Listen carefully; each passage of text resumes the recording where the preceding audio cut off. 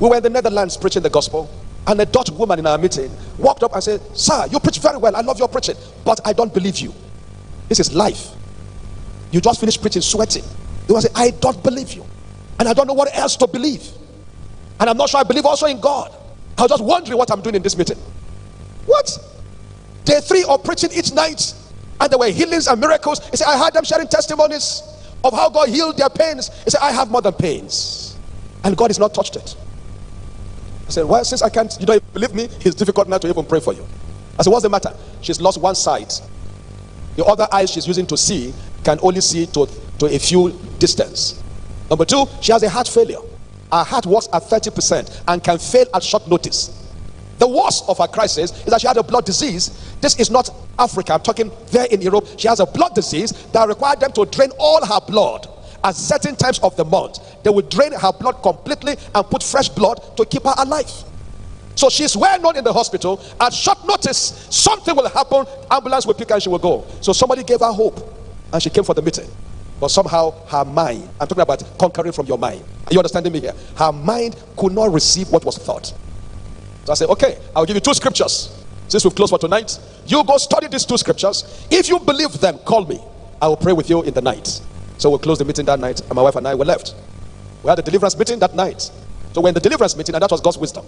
She read the scripture I gave her and overread them until even when she closes her eyes, she sees the scripture I gave her. And then she called us about 2 a.m.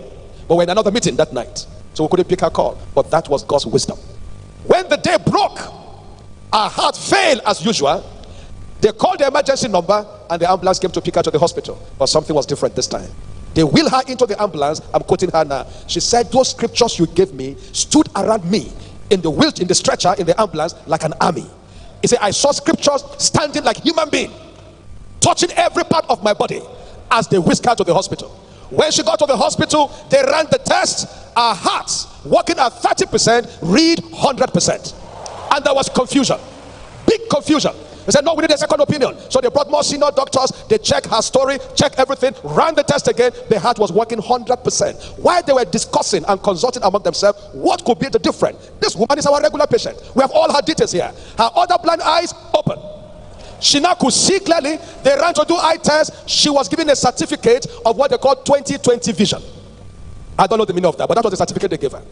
While all the confusion built up in the hospital, they ran her blood test for the disease in her blood. They could not find the disease again.